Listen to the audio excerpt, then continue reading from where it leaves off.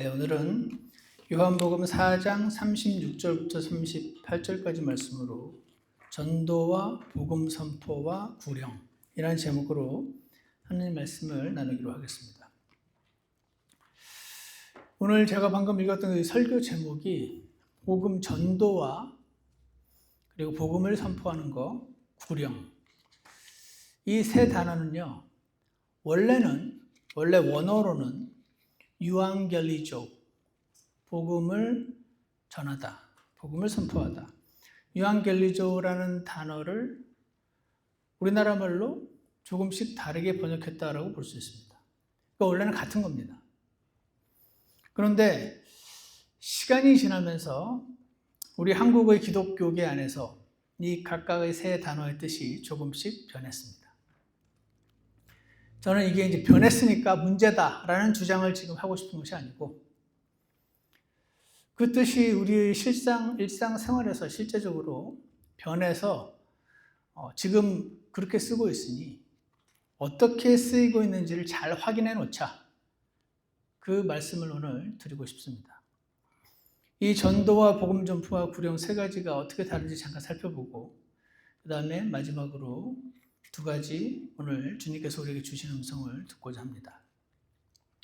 먼저 여러분, 전도한다는 말 많이 들어보셨죠? 전도는 말 그대로 도를 전한다는 뜻입니다. 도는 한자로 길이라는 뜻이죠. 영어로는 the way라고 되어 있습니다. 문자 그대로 길입니다. 사도행전 9장 2절, 19장 9절, 23절, 22장 4절, 24장 14절 등등 이 도를 전하려고, 이 길을 전하려고 라는 방식으로 여러 군데에서 등장하는 단어가 도입니다. 길입니다. 길, 어떤 길일까요? 사람이 하나님께로 갈 때 반드시 통과해야 되는 그 길을 말합니다. 즉 예수님을 가리킵니다. 예수님을 상징하는 표현이다, 이렇게 말할 수 있습니다. 그래서 원래는 전도, 도를 전하고 예수님을 전하는 거, 복음을 선포하는 거, 구령하는 거 다 같은 거 맞는데, 이게 이제 우리나라 교회에서 관습적인 의미에서 전도는 훨씬 좁은 의미로 쓰이게 됐습니다. 예를 들어서 이런 거죠. 노방전도 들어보셨죠? 노방, 길에서 전도지를 나눠주는 행위를 전도한다라고 표현합니다. 아니면 불신자를 우리 이 주일 예배에 데리고 오는 행위, 이것도 전도한다고 부릅니다. 아니면 지인에게 교회에 같이 가자라고 출석을 권유하는 행위, 이것을 이제 전도라고 부릅니다. 그래서 오늘날 일반적으로 전도하자라는 말을 할 때 사람들을 교회로 데리고 오는 행위, 이것을 의미하고 있고요. 저도 개인적으로는 그런 의미로 전도라는 단어를 사용합니다. 그러면 전도라는 것은 사람들을 교회로 데리고 오는 행위인데, 이게 얼마나 큰 의미가 있을까? 목회 데이터 연구소라는 잡지 84호에 이런 기록이, 이런 그 통계가 나와 있는데, 현재 한국 교회에 다니고 있는 사람 중의 94%가 관계 전도를 통해서 교회에 왔다라는 수치를 발표한 적이 있습니다. 관계 전도가 뭐죠?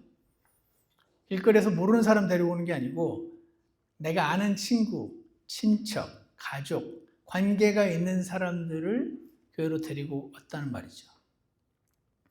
그래서 대한민국의 교회를 다니고 있는, 물론 교회를 다니고 있다고 다 구원받는 사람은 아닌데, 어찌되었거나 교회를 다니고 있는 사람들의 90% 이상의 사람들이 아는 지인을 통해서 교회로 왔단 말입니다. 그 이후 그 안에서 예배도 드리고 여러 가지 지내다가, 활동을 하며 지내다가 언젠가 구원을 받게 되는, 예수님을 받아들이게 되는 경우가 매우 많다라는 것이 이 기록, 이 통계 자료의 설명입니다.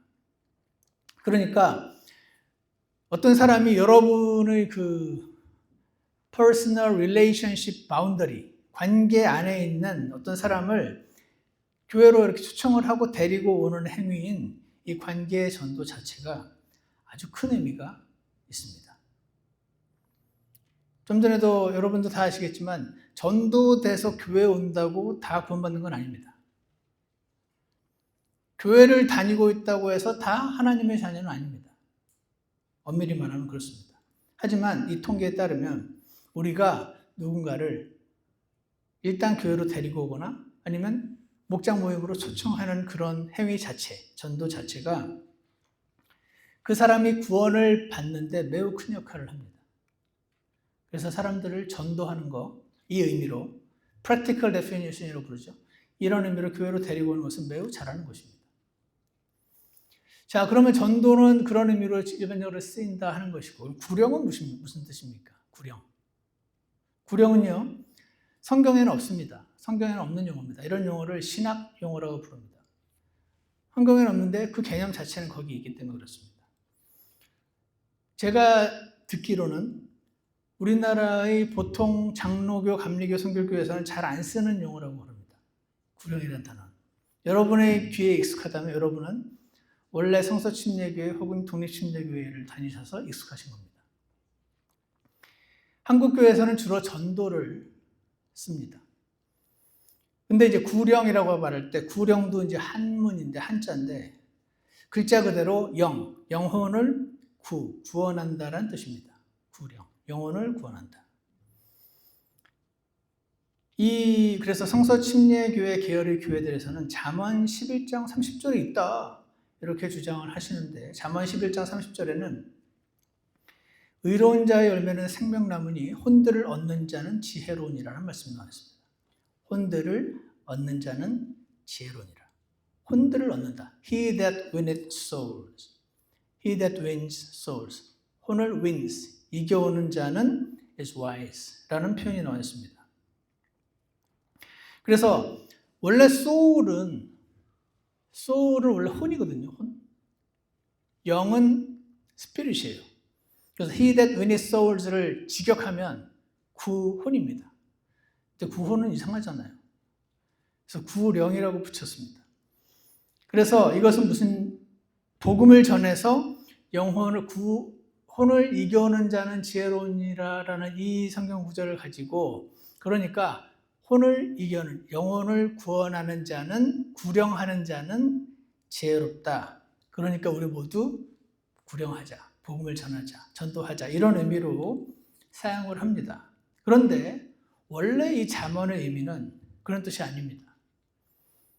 의인의 열매는 생명나무라라는 말은 의로운 사람의 삶은 주변에 생명을 가져다주고 축복을 가져다 준다는 뜻이고요.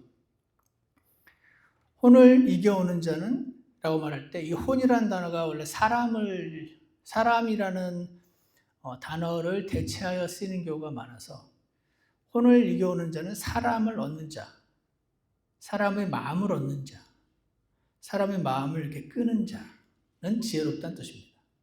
그래서 의로운 삶에서 나오는 자연스러운 영향력, 그래서 사람의 마음을 얻는 분들 있죠.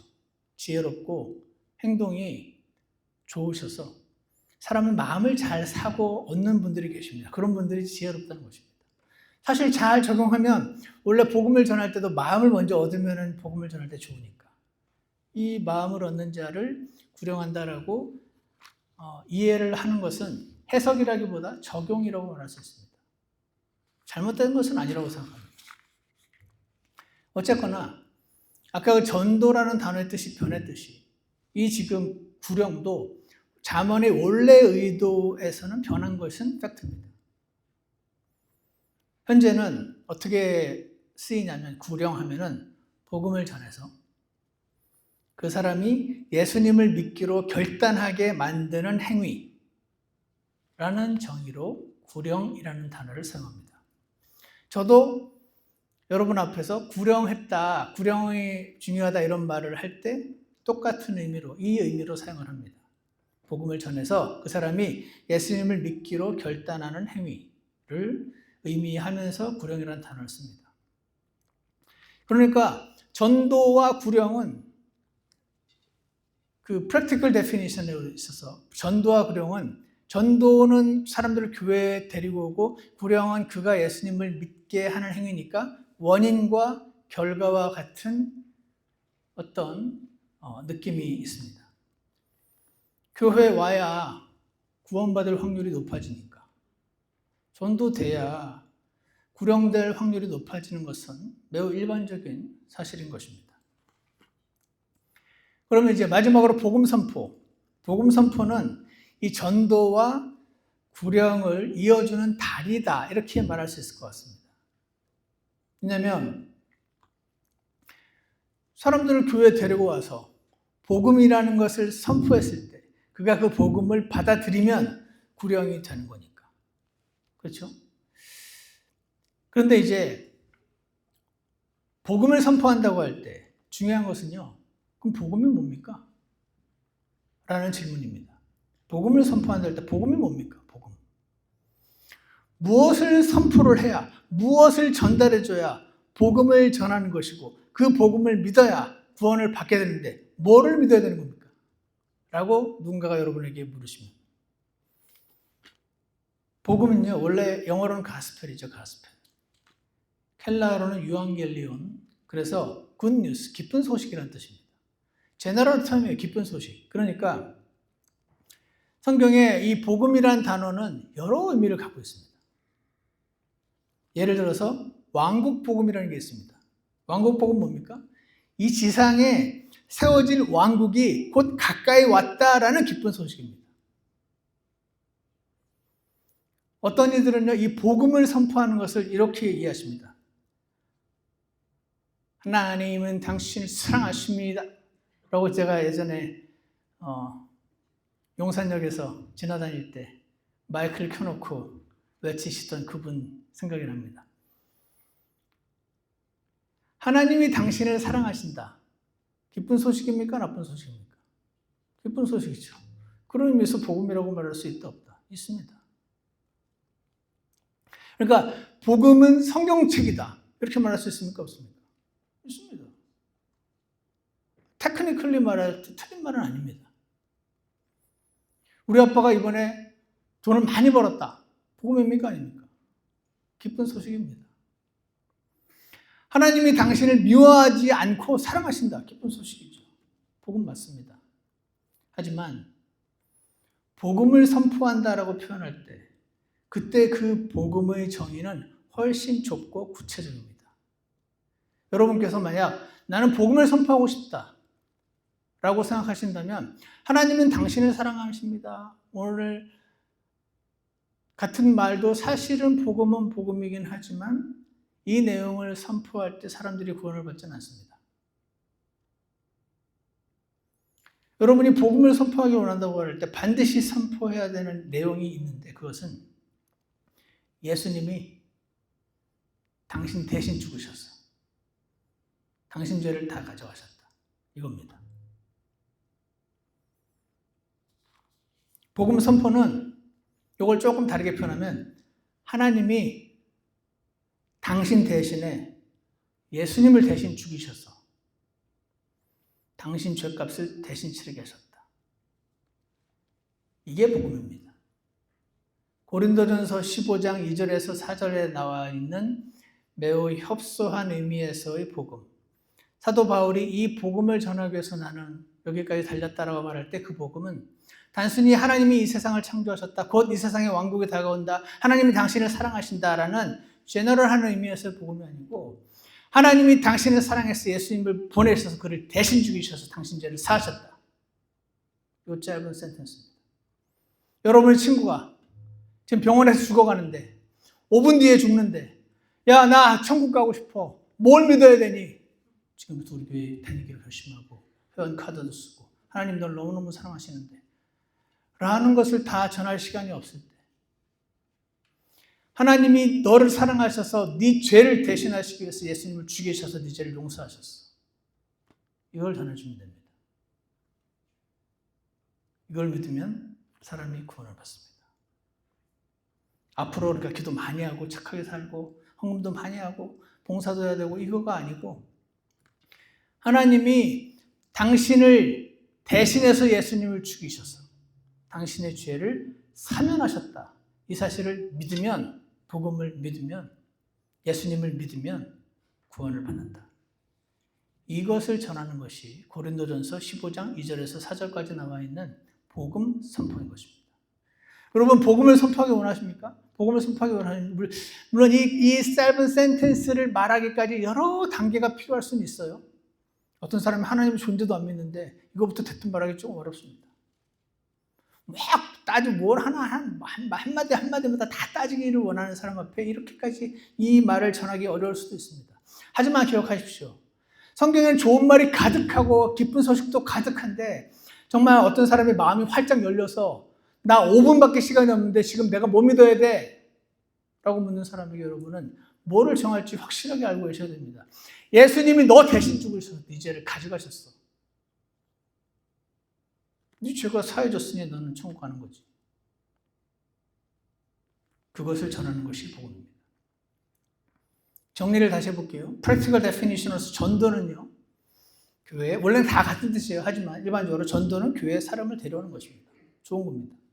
복음 선포는 그 사람에게 하나님이 당신 대신 예수님을 죽으셨다라는 것을 선포하는 겁니다. 이걸 전해주는 겁니다. 구령은 이 복음 선포의 결과, 그가 이 복음을 믿게 하는 행위, 물론 우리가 그를 믿게 강제로 말할 수는 없어요. 설득하는 거죠. 사람의 혀로 완전히 설득할 수는 없겠으나 성령님께서 임하시면 그로 하여금 믿고 싶은 마음을 갖게 만드시고 믿을 수 있게 살짝 도와주실 때 그가 믿게 되면, 그리고 그 복음을 내가 믿었다고 입으로 고백하는 그 행위가 구령입니다. 제가 저를 예로 한번 말씀드릴게요. 저는요, 안 믿는 과정에서 태어났습니다. 제가 교회를 티네이저 시절에 한 2-3달 다녔습니다. 저는 그때 그 교회로 전도됐습니다. 제 친구가 저를 그 교회로 데려갔습니다. 데려가기 전에 그 교회에 이쁜 여고생들이 많다 그래가지고 딸려가기도 했습니다. 어쨌거나 저는 거기에 전도됐어요. 거기서 저는 복음 선포를 들었는지 안 들었는지 기억은 안 납니다. 설교 시간에 주로 졸았으니까 설교 내용 가운데 복음이 있었는지 없었는지 기억은 안 납니다. 저간에 저는 복음 선포를 제대로 들은 적이 없습니다. 거기 수양에도 따라갔는데 복음 선포를 듣지 못했습니다. 거지 전도 여행 가라 그래서 거지 전도 돈 한 푼 안 가지고 밖으로 사형리 들고 나간 적은 있어도 복음 전도를, 복음 선포를 받은 적이 없는 것 같은 느낌이고 구령된 적도 없습니다. 그래서 한 2-3달 다니다가 방학 때 수양에 갔다 와서 이제 중단했습니다. 그리고 나서 제가 이제 회사 들어간 다음에 28살쯤 됐을 때 제 직장 동료가 저보고 오늘 점심 식사 같이 하자고 말했습니다. 그래서 함께 그 회사 옆에 있는 파인힐 레스토랑에 갔습니다. 거기서 돈가스를 둘이서 한 개씩 시켜 먹고, 그가 안주머니에서 하얀색 가죽 작은 성경책을 꺼냈습니다. 그걸 보는 순간 광신자구나. 회사 안주머니에 성경책을 들고 다니다니 광신자구나 라는 생각이 번뜩 들면서 긴장이 됐습니다.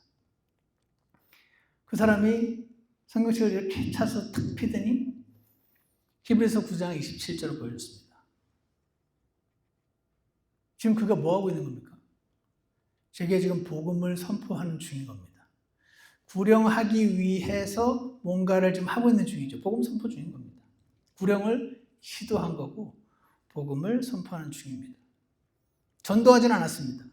이 원래 의미 말고 이 practical definition에 있어서 교회로 데려가진 않았습니까? 거기에 펴서 저에게 보여줬습니다. 한 번 죽는 것은 사람들에게 정해진 것이요.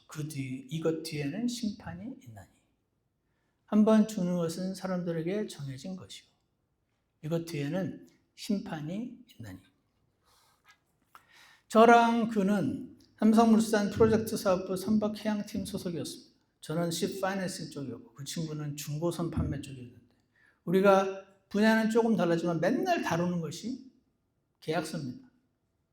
저는 BBC HP라는 계약서를 맨날 다뤘습니다. 배를 리스할 때 필요한 계약서입니다. 한 300-400페이지 계약서가 한 계약이 성사되면 그 정도 두께 되는 계약서가 수십 건이 나옵니다.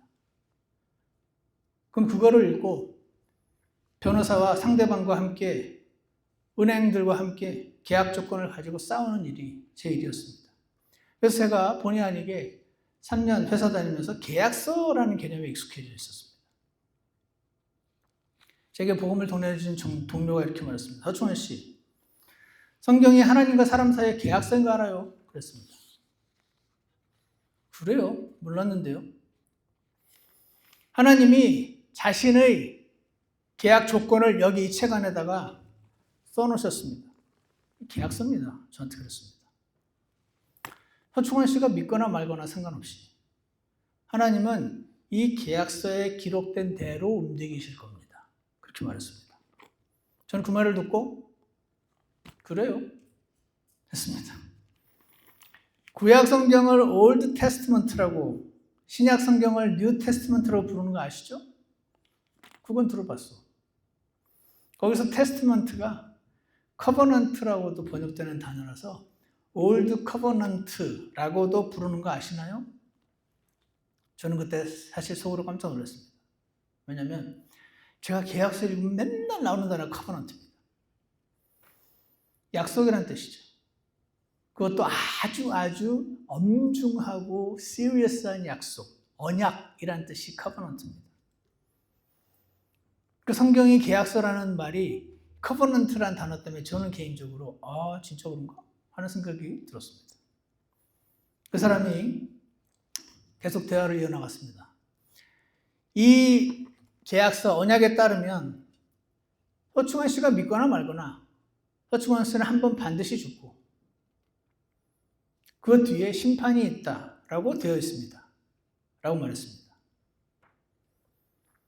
저는 그래요. 그렇게 기록되어 있는 건 맞네요. 하지만 저는 이 계약서를 믿지 않습니다. 그렇습니다. 그랬더니 이 사람이 괜찮아요. 저는 서충원 씨 보고 지금 당장 이 계약서를 믿으란 말이 아니고 일단 계약서 내용을 좀 살펴보란 말입니다. 이렇게 말을 했습니다. 그래서 이런 식으로 이 사람은요. 제게 이 계약서를 하나하나 펼쳐주면서 제가 무슨 질문하면 그거는 여기 펴가지고 여기 읽어보라고 그러고 저는 진짜 그렇게 됐는지 확인하고 이야기를 이어나갔습니다. 저는요. 이 사람 이야기를 믿지 않았습니다. 어떻게 믿습니까? 금방. 누가 성경책 펴서 이야기한다고 금방 믿으십니까? 안 믿어지죠. 성경이 하나님과 사람 사이의 계약서란 말도 그럴듯하긴 하지만 이 사람의 주장이지. 저는 믿지 않았습니다. 그냥 이 사람은 이렇게 믿는구나. 하지만 난 모르겠네. 하는 정도였습니다. 근데 제가 그날 분위기가 벌써 거의 30년가량 된 일인데 그날 분위기가 기억이 납니다. 뭐라고 할까? 그냥 제 기억 속에 그날 그 레스토랑에서의 그 우리 두 사람 테이블의 분위기는 옆에 사람들은 많고 막 복잡복잡한데 시끌시끌한데 뭔가 이렇게 지금 느끼기에는 성령님이 이렇게 벽을 싹 쳐서 집중할 수 있게 만들어 주셨던 그런 느낌이 지금은 듭니다. 그러면서 이런 생각이 제가 들었습니다. 그냥 난 안 믿지만 그 계약서에 뭐라고 적혀있는지 한번 내용이라도 좀 들어볼까 하는 생각이 들었습니다. 그래서 긴 이야기를 요약해보니 결국 이런 말이었습니다. 서충원 씨가 믿거나 말거나 하나님이 계시다. According to the Bible. 성경에 따르면 하나님이 계시다. 그 하나님이 아담과 이브를 창조하셨다. According to the Bible. 그들이 범죄하여 죄인이 됐는데 그 범죄에서 죄인이 된 상태에서 자식들을 낳아서 그 자식들은 모두 죄성을 가지고 태어났다. According to the Bible. 날 때부터 죄성을 가지고 태어난 그 사람들은 그 죄성을 따라서 죄를 짓고 죄인이 되었다. According to the Bible. 서충원 씨 당신도 날 때부터 죄성을 가지고 태어나서 죄를 지으며 살았다고 성경은 되어 있는데 그러면서 물었습니다. 서충원 씨 죄 있어요? 그랬습니다. 그래서 제가 죄라면 자신 있죠? 궁금한 죄 있으면 물어보시오. 내가 다 알려줄 테니. 그랬습니다. 그랬더니 그 사람이 서충원 씨 굉장히 정직하시네요. 그러더라고요. 그래요? 글쎄요. 잘 모르겠네. 그랬더니 서충원 씨는 안 믿겠지만 According to the Bible 하나님은 한 번 죽는 것은 사람들에게 정해진 것이요. 이것 뒤에 심판이 있다고 말씀하시고 여기 계약서에 써놓으셨습니다. 만에 하나 이 계약서가 사실이면 서충환 씨는 죽고 나서 하나님의 심판대에 서게 될 것입니다. 그렇습니다. 그래서 저는 안 믿지만 이 성경에 그렇게 써있네요. 라고 대답했습니다. 그럼 서충환 씨는 만약에 여기 서면 몇 점쯤 받을 것 같으십니까? 라고 물었습니다. 이 이야기를 다 할 수는 없고 여기서. 제가 이 과정에서 알게 된 건 단순했습니다. 저는요, 하나님도 안 믿고 성경에 하나님 말씀이란 것도 안 믿고 하지만 최소한 이 사람은 믿는구나. 오케이? 그럼 자유지. 어떻게 믿건 자유지.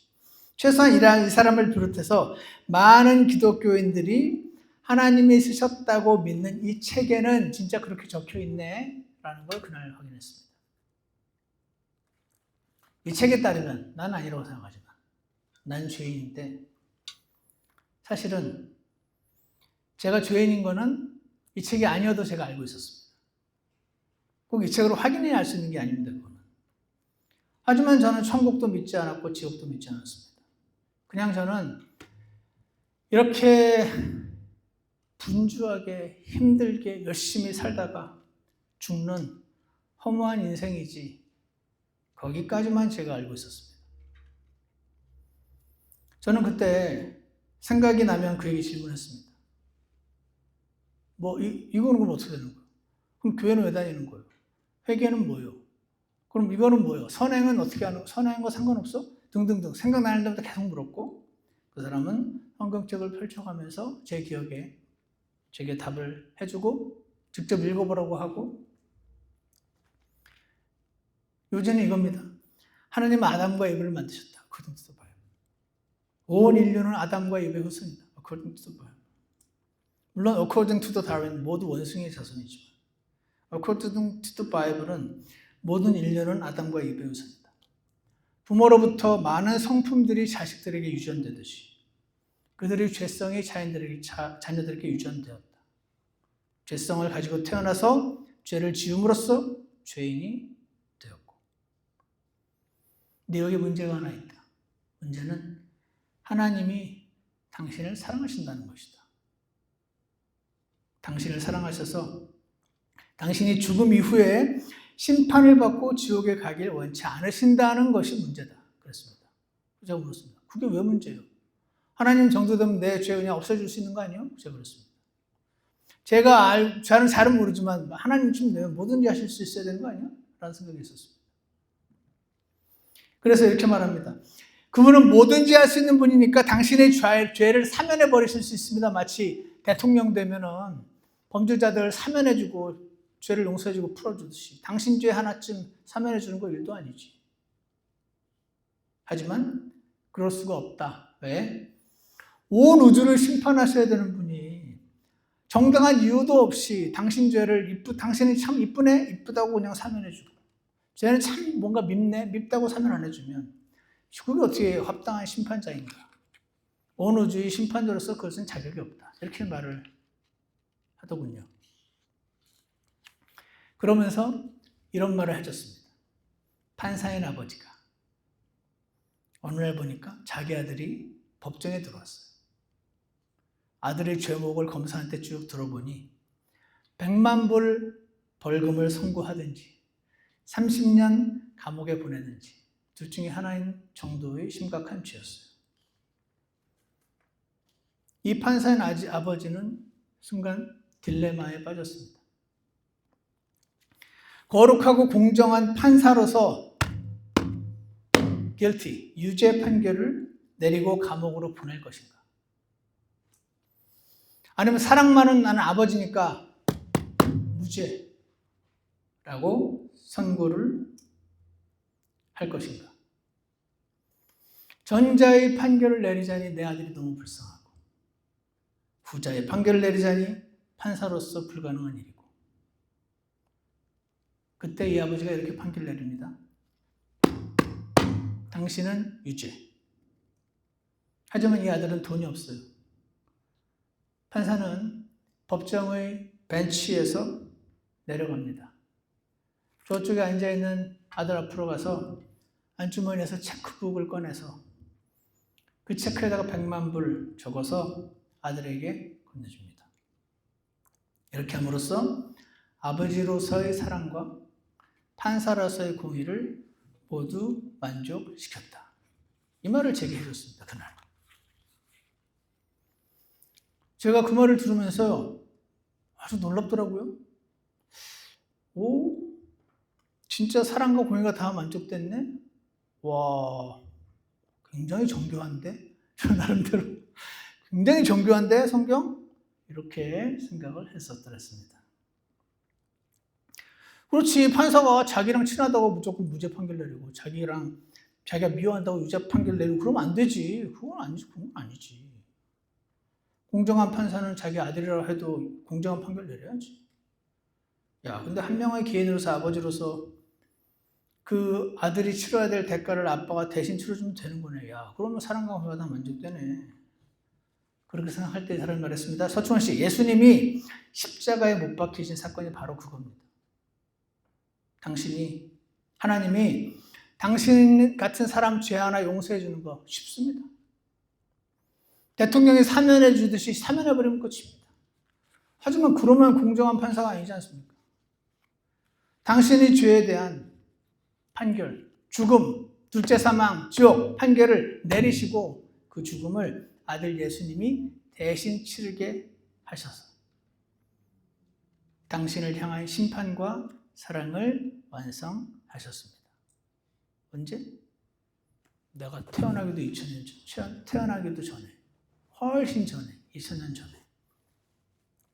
그러면서 이렇게 말했습니다. 이 내용이, 제가 방금 말한 내용이 여기 계약서에 다 기록되어 있습니다. 계약서가 효력이 발생하려면 어떻게 해야 하는지 아십니까?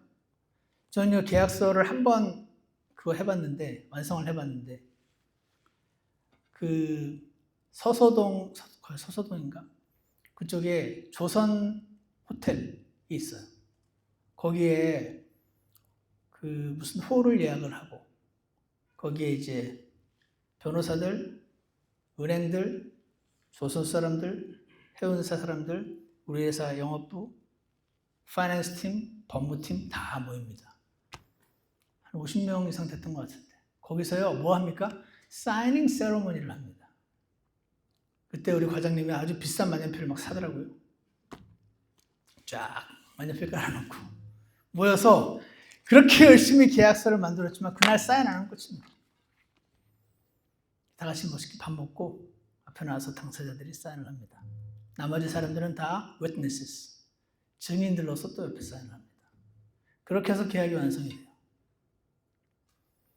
그래서 그거를 제가 알고 있으니까 이 사람은 그런 얘기하더라고요. 계약서가 효력이 발생하려면 사인을 해야죠. 하나님 편에서는 이미 사인을 하셨습니다. 예수님 피를 통해서 지장을 찍으셨습니다. 이제 허충원 씨가 거기에 사인을 하건 안 하건 당신 자유입니다. 허충원 씨가 이 복음을, 이 기쁜 소식을 믿거나 말거나 당신 자유입니다. 하지만 서충원 씨가 오늘 믿으면 이 계약서에 서명을 하는 겁니다. 이 계약서 내용이 당신 것이 됩니다. 믿으시겠습니까? 저한테 그렇습니다. 제가 또 어떻게 할게요? 그때 제 머릿속에 복잡한 생각들이 막 돌아갔습니다. 왠지 아십니까? 제가 사회생활 3년 만에 배운 건 이 세상에 공짜가 없답니다. 이 세상에 공짜가 없더라고요.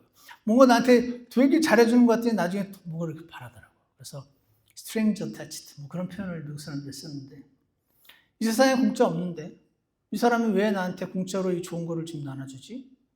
공짜일 리가 없잖아. 이 사람이, 내가 여기다 사인을 하면은 내가 오늘 믿겠다고 말하고 나면 이 사람이 얻는 건 뭐지? 저는 그렇게 생각을 했습니다. 뭐를 얻는 걸까? 아, 내 돈이구나. 내가 교회로 끌고 가서 헌금하게 하려고 그러는구나. 목사님이 자기 친척인가? 제가 이런 생각을 하면서 이렇게 말했습니다. 누구누구씨, 저는 교회는 안 나갑니다. 저는 교회 싫어요. 저는 교회는 위선자들이 너무 많더라고요. 싫어요, 저는 교회. 그랬더니 이 사람이 이렇게 말했습니다. 저는 지금 서충원 씨 보고 교회 나가란 말하는 게 아닙니다. 이 복음을 믿겠습니까? 안 믿겠습니까? 그걸 묻는 겁니다. 그래서 제가 이렇게 말했습니다. 당신이 방금 말해준 이 복음이라는 거 굉장히 설득력 있네요. 하나님이 온 우주를 심판하셔야 되는 분이 맞으면 진짜 공정해야죠. 내 죄를 그냥 용서해주면 불공정한 거니까 아들을 대신 심판하고 그렇게 해서라도 내 죄를 용서해 놓으셨다는 이 소식을 내가 믿기만 하라는 이 말은 굉장히 정교하네요. 제가 그랬습니다. 하지만 잘 안 믿어지는데요. 이걸 어떻게 믿습니까? 저는 사실 하나님이 존재하신다는 사실 자체를 믿은 지도 한 달 정도밖에 안 됐어요. 제가 머리로 인정한 지가 한 달밖에 안 됐단 말이죠. 그런데 그 하나님이 진짜로 나를 사랑하셔서 자기 아들을 보내서 대신 죽이고 그래서 내 죄를 다 없애고 이거 믿기만 하면 구원받는다. 와, 이걸 어떻게 내가 믿습니까? 안 믿어집니다. 제가 그랬습니다. 여러분 같으면 이렇게 말할 때 우리가 말하겠습니까? 보통 분들은 다 때가 있으니까 나중에 믿으세요 이렇게 하지만 이분은 그렇게 하지 않았습니다. 허충원 씨, 안 믿어지는 건 없습니다. 당신이 그냥 안 믿는 겁니다. 제가 그랬습니다. 믿고 싶은데 안 믿어지는 게 아니고 당신이 그냥 안 믿는 겁니다. 이 복음은 너무 기쁜 소식이거든요. 영원한 생명을 지금 예수님이 핏값을 지불하시고 사신 다음에 당신에게 지금 선물로 주고 있는 건데 선물 줄 때 안 받아지는 게 어디 있습니까? 안 받는 거지. 당신이 받거나 안 받거나 선택하는 거지 안 받아지는 건 없습니다. 당신이 이 복음을 믿겠습니까? 거부하겠습니까? 저한테 그렇게 말했습니다. 그러면서 물론 말했습니다. 거부해도 됩니다. 근데 당신이 거부하는 거지 안 믿어지는 건 없습니다. 라고 제게 얘기했습니다. 그래서 제가 그 말 들으면서 선물을 주는데 거부할 이유는 없네. 전 누가 선물 주면 잘 받거든요. 선물을 굳이 주겠다는데 그 다음에 strings attached 그것도 아닌 것 같은데 거부할 이유는 없네요. 그럼 받죠 뭐. 한 번 더 확인했습니다. 나중에 줘놓고 도로 물을 게 없습니다. 제가 그랬습니다. 이렇게 해서 제가 그날 그 식당에서 복음을 받아들였습니다. 그는 저를 전도하진 않았고 그날 복음 선포를 했습니다. 그리고 제가 그 복음을 믿었습니다. 예수님이 내 대신 죽으셔서 내 죄값을 치러놨다. 제가 그날 믿은 건 그것 딱 하나입니다. 도로 안 물린다. 제가 도로 무르기 없깁니다 이렇게 말했을 때 선물 줬다 도로 뺏는 사람이 제일 치사한 사람 아닙니까? 그 사람은 그랬습니다. 우리 하나님은 그렇게 치사하지 않습니다. 라고 말했습니다. 그래서 제가 그날 예수님을 믿었습니다. 그리고 감사하다고 profession, 감사하다고 고백까지 일어났습니다. 그날 그는 저를 구령했고 복음을 선포했고 하나님이 그 사람을 사용하셔서 저를 그날 구원하셨어요. 제가 오늘 여러분께 말씀드리고 싶은 주제는 두 개입니다. 하나는요, 복음을 선포해야 구령이 있습니다. 복음을 선포한다는 것은 하나님은 그냥 당신을 사랑하십니다. 이 땅에 곧 오십니다. 이런 내용이 아닙니다. 그것도 다 복음 맞는데 사람을 구원받게 하는 복음은 예수님이 당신 대신 죽으셔서 하나님이 자기 아들을 대신 죽이셔서 당신 죄를 사면하셨다. 당신이 믿거나 말거나. 하지만 당신이 이 사실을 믿고 쌓아나면 이 계약서 내용은 당신 것이다. 그분은 계약서를 어기지 않으신다. 이것입니다. 그래서 여러분이 누군가를 구원을 받게 돕기 원하신다면 하나님이 예수님을 당신 대신 죽이셨습니다. 이 사실을 전하셔야 됩니다. 이 사실을 믿으면 당신 죄가 사면됩니다. 이 내용을 전달을 하셔야 됩니다. 죄가 사면되었으니 지옥에 갈 필요가 없습니다. 이것을 전하는 것이 복음 선포입니다. 두 번째 주제는 이것입니다. 오늘 읽었던 요한복음 4장 본문 이제 잠깐 읽고 가는데 16절을 보세요. 예수님이 이렇게 말씀하셨습니다. 거두는 자가 싹쓸 받고 영원한 생명에 이르는 열매를 모으나니. 이날 예수님은요, 사마리아 여인을 구령하셨습니다.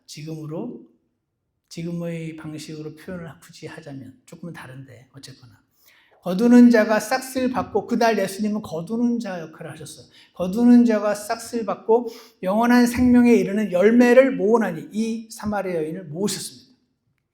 이것은 뿌리는 자와 거두는 자가 다 함께 기뻐하려 함이라. 이 여인이 그날 예수님을 받아들이기까지 뿌리는 자들이 그 앞에 많았던 것입니다. 37절, 이 점에서 한 사람이 심고 다른 사람이 거둔다.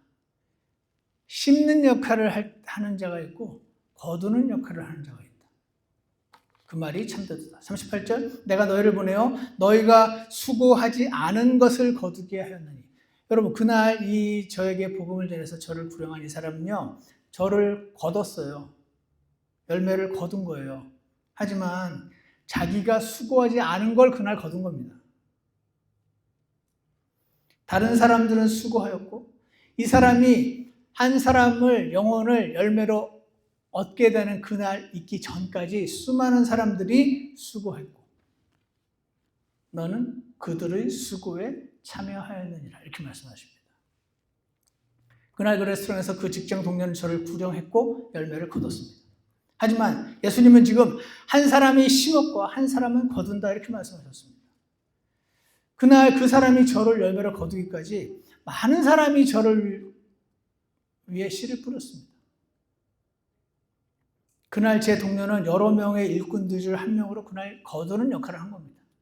어떤 날은 뿌리는 역할을 하고 어떤 날은 거두는 역할을 하는 겁니다. 내가 거뒀으니 이거 다 내 공이다. 그것이 아닙니다. 그 앞에 수많은 사람들의 수고에 너는 동참했을 뿐이다. 이렇게 말씀하십니다. 그럼 누가 그 전에 저를 구원받게 하려고 그렇게 씨를 뿌렸나요? 그 사람 모르겠지만 저 혼자 압니다. 이전에 저를 전도하려고 그렇게 했던 친구들. 제가 구원받게 해달라고 저만 보면 붙잡고 막 기도하셨던 그 목사님. 그리고 앞에 무슨 중생인가 그거 뭐 할 때 앞에서 막 울면서 기도하셨던, 이들을 제발 지옥으로부터 건져달라고 막 울면서 기도하셨던 그 목사님. 야, 네가 예수님 믿으면 그렇게 안 살 텐데 라고 말했던 그 형. 이들은 모두 씨 뿌리는 역할을 했었던 사람들입니다. 그리고 이 직전에 제가 결혼한다 그랬더니 저를 붙잡고 사형리를 가지고 1시간 동안 복음을 전했던 우리 큰처형. 큰처형인가? 큰 동서. 제 아내의 언니의 남편. 이분이 그날 전했을 때 저는 1시간 내도록 졸았습니다. 한마디도 와닿지 않았습니다. 하지만 그분도 씨를 뿌리는 역할을 하셨습니다. 그 씨는요, 시간이 지나면서 싹을 틔우기 시작했고, 때가 되어서 제 직장 동료가 그날 열매를 거두는 역할을 한 것입니다. 여러분이 누군가를 전도를 하려고 말을 꺼낼 때 어떤 역할을 하게 될지는 아무도 몰라요.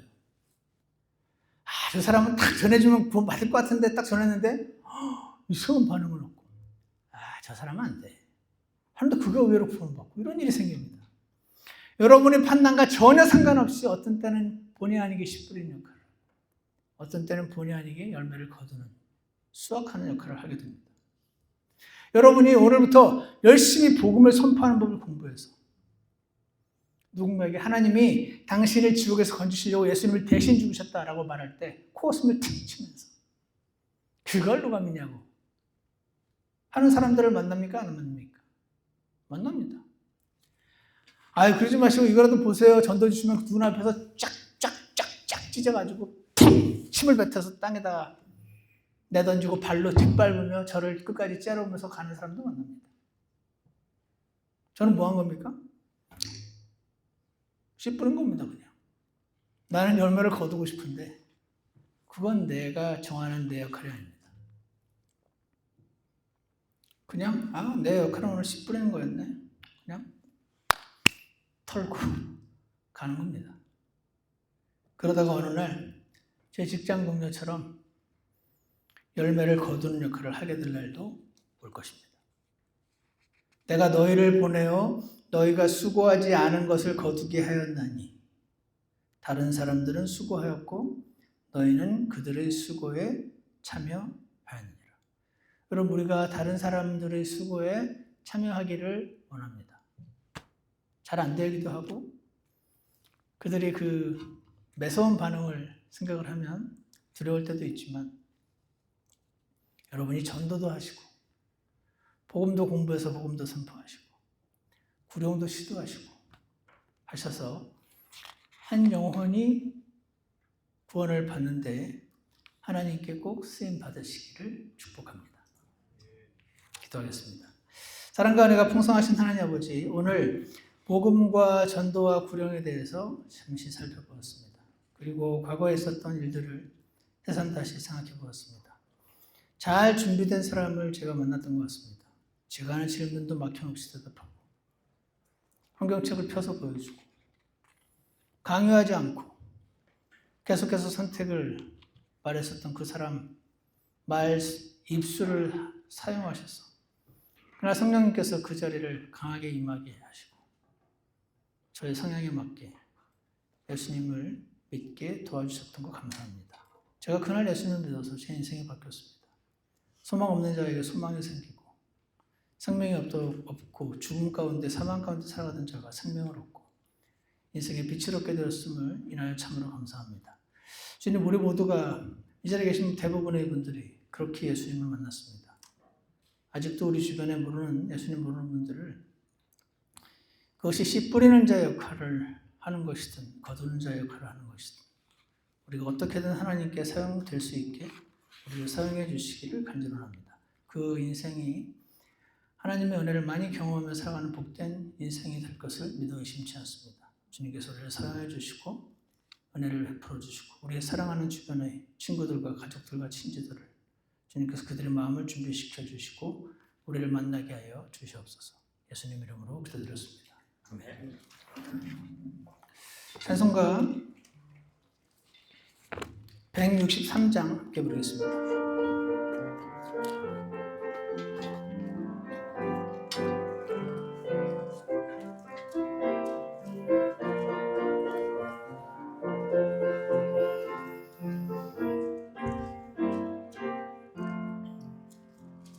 다 집을 되었네, 다 집을 되었네, 내 모든 죄값 주 십자가에서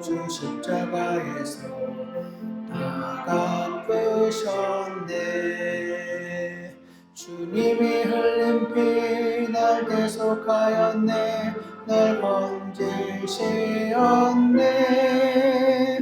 이 세상 사는 길 나 든든하도다 주 예수 때문에. 나 외롭지 않네, 나 외롭지 않네, 주와 가는 길. 주 위로하시려, 주 위로하시려 성령 보낸네.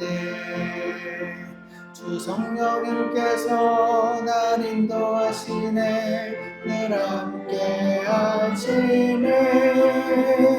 이 세상 사는 길 나 든든하도다 주 성령 때문. 우리 잠깐 기도하는 시간을 갖겠습니다. 우리가 하나님의 은혜로 구원을 받았습니다. 이 구원의 감격에 깊이 잠겨 살아가는 저와 여러분이 되기 원합니다.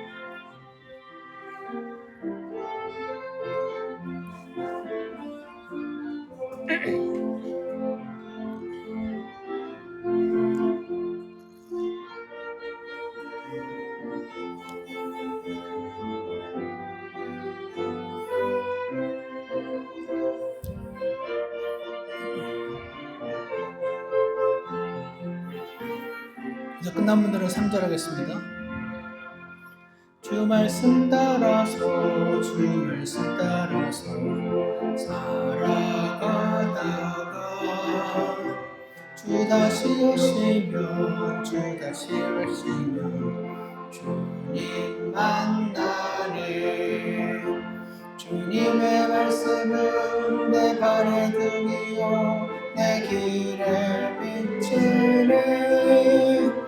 이 세상 사는 길 나 든든하도다 주 약속 때문에.